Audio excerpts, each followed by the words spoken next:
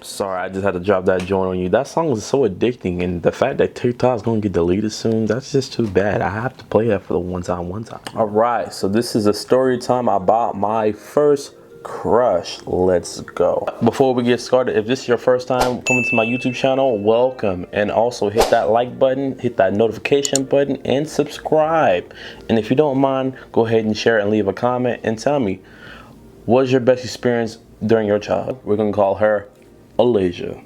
That's the name of my crush. So I'm gonna take you guys back all the way back to 2006. In 2006, what really came out was most popping back then was the Wii, and everybody knows that thing was smack. I remember the blood, sweat, and tears that we used to all do, right? We used to do bowling, we did boxing, golf. We didn't really touch that so much, but it was really competitive back in the day. And me and my sister, we would go back the best of both worlds together. Let's not forget that you had some lit cartoons, and in Disney Channel, they announced that Hannah Montana was coming through.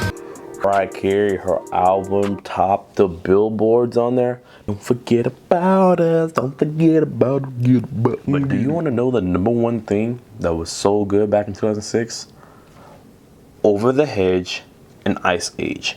Those two movies, top sellers. But don't even at me. And as a kid, I wasn't really having two girls.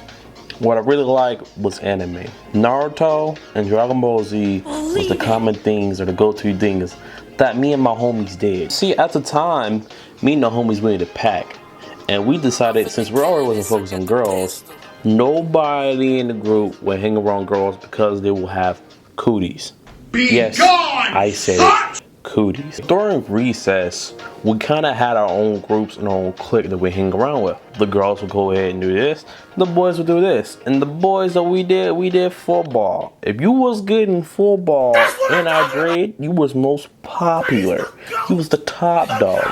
Meanwhile, I was kind of a mixture between a nerd and being a jock, if you understand. So one day while I'm over here playing football with me and my boys, I locked eyes with this particular girl, and for some reason, I realized I didn't want to play football no more. It was like for some reason, something in me struck a nerve. And when I saw her, I just couldn't comprehend it. I couldn't comprehend what I was feeling at the time. And this thing started happening when I was in the classroom. I would catch her staring at me. When I was doing football, playing with the boys, somehow I still caught her looking. And I just couldn't put it together. At first I thought it was something on my face. So I was like, oh dang, like maybe I got some little dirt in my face from playing the football. Maybe there was peach fuzz on my face that my dad told me that I always would grow. And at the time I really thought I wanted to grow a mustache. But for some reason, she just kept looking at me. And I'm just like this. I'm like, what's this? You looking at me, man? Why is you looking at me? Boy Solomon, he was there and he was just looking at me. He was trying to figure out what was going on with me. He saw me trying to connect the dots to the logic, and he asked me, he's like, hey man, is everything good with you? Like, you've been kind of distracted these past couple of days. I was like, yeah, everything's good, man. There's no big deal. Just maybe I got hit with the football too hard. I thought everything was good. But for some reason, whenever a love song comes on, she would just be in my head.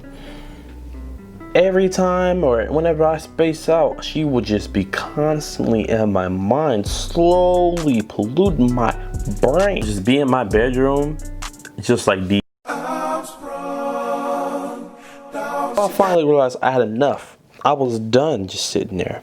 I had to talk to this girl. I had to figure out what's her spiel. Today, I decided to find her, and I finally figured out I was gonna talk to her. So as I went up there, you know, she's sitting there chilling, but there's this one itsy bitsy problem. So do you remember the guy that I told you about that asked me if I was okay? Well, that was my best friend, and it turns out now they got something going on. So I was too late.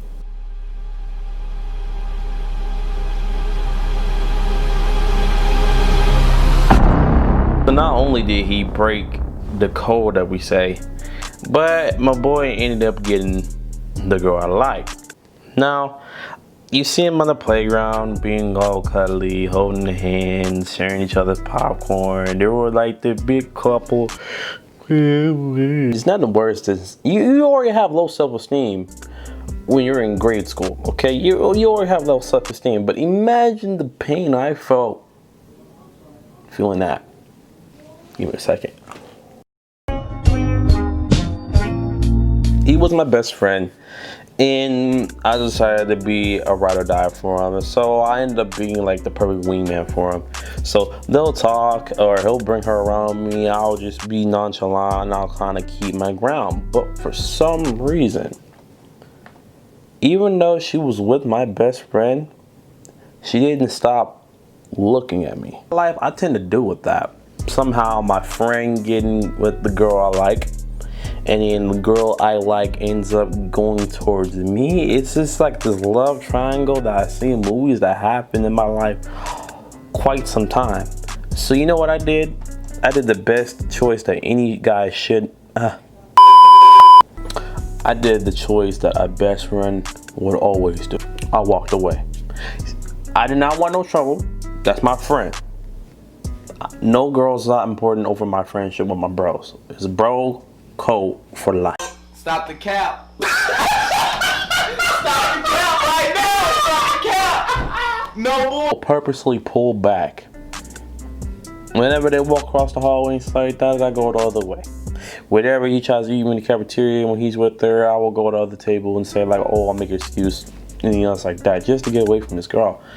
But I guess she was sensing that for some reason. She would talk to me more. Or when I was playing football, she'd come over and she wanted to hang out. I realized she wanted to be around me a lot. Slowly, I ended up starting to become a part of her social circle. And she had 2 minions that was on her side. And those 2 minions will tell me almost kind of everything. Then Alicia comes over and she says the exact same thing that they were saying. That she's also about to think about breaking up with them and they're not gonna be no more. And I'm just sitting here like, that's my best friend. What am I to do with this choice? What am I to do? At one point, she's gonna break up with him. But then there's no point is, maybe I have the opportunity.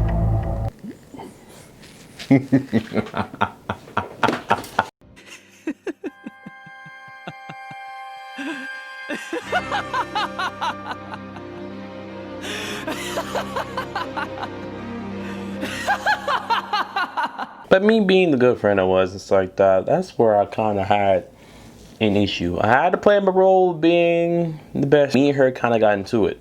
So we're at the playground and I'm on the monkey bars and she stands right in the middle of the way. I told her, look, get out the way. I'm trying to swing my monkey bars. I'm trying to chill. Get out the way. And she sat there looking like these. Coming through. Oh, brother, whoa, now. You got too much dip on your chip. Okay. So I'm like, bro, get out the way. Like, you're in the way. I was really trying to just go on my monkey bars and go crazy. But she was still sitting there like she's some type of Guardians of the Galaxy posted up like this. Like she's some type of bouncer. Like, okay. So I went up to her and I got in her face. And yes, I got in her face. And I was like, move out the way. But the way she was looking at me hit kind of different. Yeah, Alasia, she had this deep blue or hazel eyes. And if you look for too long, you might just get captivated in it. And I ain't gonna lie, that spell was kind of working on your boy. Just boy, this is weird. And I walked away. Weeks ahead, she breaks up with my best friend. My best friend's devastated. And I start to notice that Alasia wanted to hang around with me a lot more. So when you're tied between your best friend and her, it's kind of a hard pitch to swallow. I was hanging out with Alasia. I started to know that she knew too much for her age. Where she had a group of people around her in a circle, and she said, yo, I want to be a stripper. Excuse me, we are in the 1st grade. How did she get this information? How does she know this much? How does she know this much? How? I'm saying, how? Like, twerking did not exist way back then. lap dances was a thing that every dude just like that wanted to have at our age. While we was in this circle, this girl had them apple bottom jeans.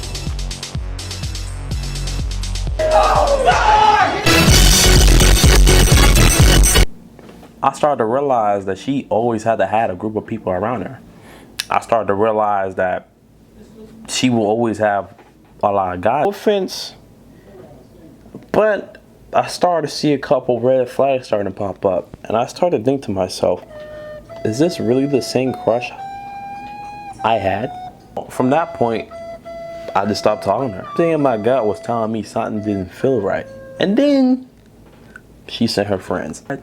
Alasia said that she liked you and she wanted to be with you, and I was like, no. Be gone! Like, What? I was like, no, I don't really want to talk to her. But they were like begging me, please, she said she want to see you, please, she said she want to. But something in my gut told me not to do it. And thank God I didn't, because soon at the end of the year, I come to find out that she dated, or supposedly dated, almost every boy inside her grade. Just like that. Alright, come on. So the next time you hear Love is Blind, make sure you bring a pair of glasses.